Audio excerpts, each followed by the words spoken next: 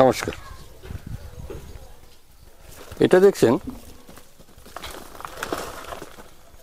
হাসনাহানা গাছ। এই গাছটাকে আমি মাটিতে গ্রো করে নিয়েছি। এখন দেখুন এই পটটার মধ্যে বসাবো। এটা একটা বড় পট। এরপর আবার বনসাই পটে, এটা বনসাই পটই, প্রয়োজনে আরও ছোট পটে নিয়ে যাব। আপাতত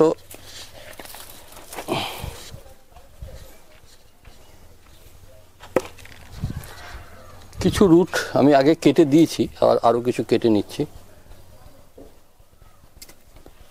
গাছটা প্রথমে মাটিতে বসিয়ে গ্রো করে নিয়েছি। এইরকমভাবে বনসাই করার জন্য, জলদি বনসাই করার জন্য মাটিতে বসিয়ে প্রথমে গ্রো করে নেওয়া দরকার।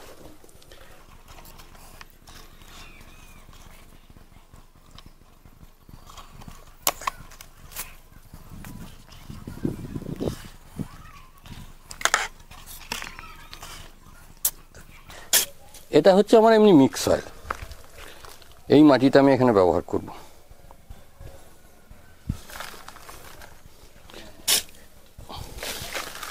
সবসময় ঝুরঝুরে মাটি ব্যবহার করবেন, তাহলে কি হবে, মানে এটা আমি আর একটু তোলান করব, কিন্তু মাটিতে দেওয়ার পর প্রয়োজন মতন তোলা সাইজ করা, তাতে ভালো হবে জিনিসটা।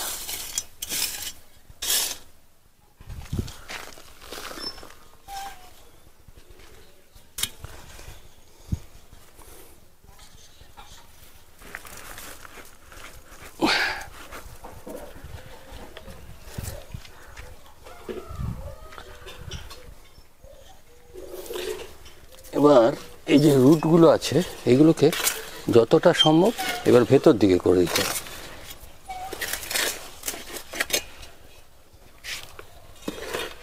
যেটা যেদিকে শেপ আছে, তারপর যে বেরিয়ে থাকবে সেটা পরে আবার কেটে দেওয়া হবে। একটু তেরছা তেরছা করে এদিক ওদিক করে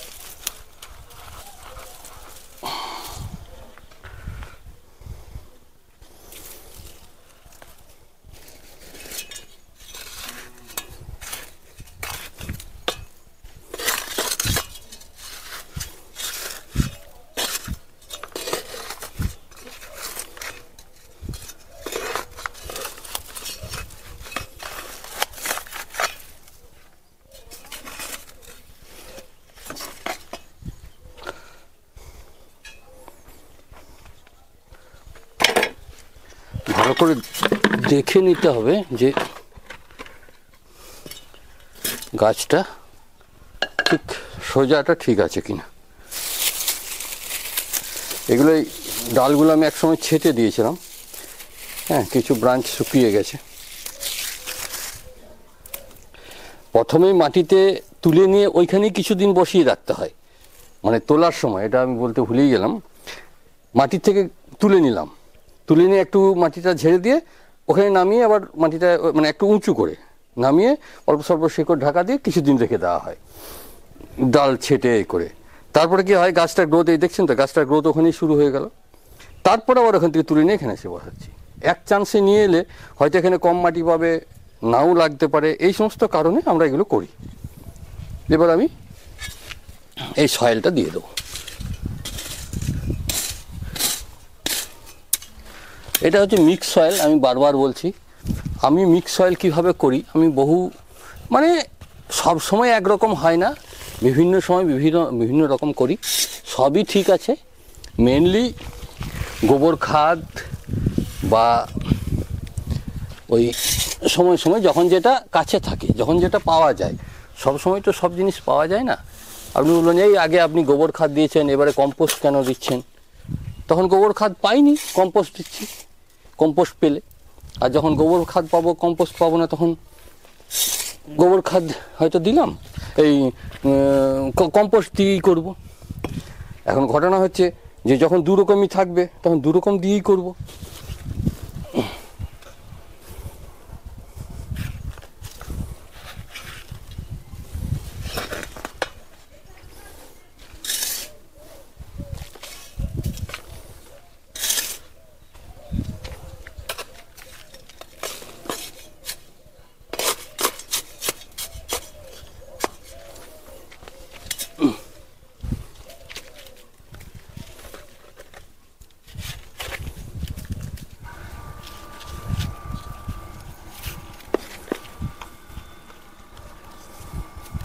এই এই যে উপরে মাটিগুলো দেখছেন না, এগুলো পরে আবার মাটি দিয়ে মানে উঁচু করে মাটি দিয়ে রেখে দিয়েছিলাম, যাতে মানে নিচের অংশটা ঠিক ভিজে থাকে, মানে ডাই হয়ে শুকিয়ে গেলেই কিন্তু মারা যেতে পারে। মানে যখন ওই প্রথম দফা তুলে ওখানে নামিয়ে রেখেছিলাম তখনকার কথা বলছি। এখন আর ওই মাটিটা দরকার নেই, এখন নিচে মানে নিজেকে প্রোটেকশন দিয়ে দিয়েছে। এরপর আমি আপডেট দেবো, দেখতে পাবেন গাছটা কেমন। কারণ আপনি জানেন আমার ভেতরে মানে আমার অনেক এরকম বড় গাছ লাগানোর ভিডিও আছে। মেনলি একটা সব থেকে বড় গাছ লাগিয়েছিলাম, একটা ওই শিউলি গাছ। আমার চ্যানেলে গিয়ে ইউটিউবেও আছে এবং ফেসবুকেও আছে। আমার আগেকার যেটা সেটা হচ্ছে ইউটিউব। ফেসবুক তো আমি এই হয়তো বছর 2 বছর মতো এসেছি ফেসবুকে, তাও ওদের মানে অনুরোধে। যাই হোক, এবার দেখুন এই মুহূর্তে আমি খুব বেশি কাজ এটার মধ্যে করব না। এরপরে কিন্তু এই ব্রাঞ্চগুলোকে সেট করব, ওয়ারিং করব, টানা দেবো। মানে সবসময় মোটা ব্রাঞ্চ ওয়ারিং করে কাজ হয় না, তখন টানা দিতে হয়। এই পটগুলো একটু বড় পট, দেখি বুঝতে পারছেন ভেতরটা মানে প্রায় 18 ইঞ্চি সাইজের পট। নিচের দিকটা 1 ফুটও হবে না, 10 ইঞ্চি হবে হাইটটা, 8-9-10 ইঞ্চি হবে, 10 ইঞ্চিই হবে। যাই হোক, এগুলো বনসাই পট বলি খ্যাত, বড় বনসাই পট। এবার এটাকে আমি যে কোনো একটা ছায়া জায়গাতে রাখবো। প্রথমে কমসে কম 15 দিন, মিনিমাম 1 মাস হলে ভালো হয়। ছায়া বলতে হালকা আলো আসবে, সকালের বিকালের আলো ঢুকুক, কিন্তু দুপুরের রোদটা যেন না ঢোকে। আমি একটা গাছের ছায়াতে রাখবো। আমার সামনেই গাছটা আছে, আপনাদেরকে দেখিয়ে দিই এই গাছটার কথা। এটা আমার ব্যাক সাইড, পেছনের দিক। এই যে দেখুন, এই যে সামনে আম গাছটা রয়েছে, এটা 12 মাসি আম বটে। আম গাছটার নিচেতে ফাঁকা আছে, অনেক গাছ আমি ওখানে রাখি। এইগুলো দেখছেন আমার সব, এখানে প্রচুর বনসাই গাছ তৈরি হচ্ছে, প্রচুর। সব দেখানো হয় না সব সময়, 2-4টা গাছের কাজ দেখায়। এখানে আমি ওখানে নিয়ে চলে যাবো এই গাছটাকে। এটা আমার পরে করে নেবো। ওই যে এখানে যে গাছটা দেখছেন, এই বড় গাছটা, এই গাছটার ছায়াতে রেখে দেবো। ধন্যবাদ। পরে আবার আপডেট দেবো। নিয়মিত জল, প্রথম দিনে জল ফুল দিয়ে দেবো।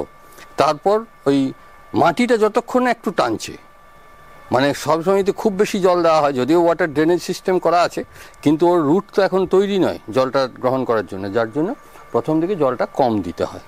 ধন্যবাদ।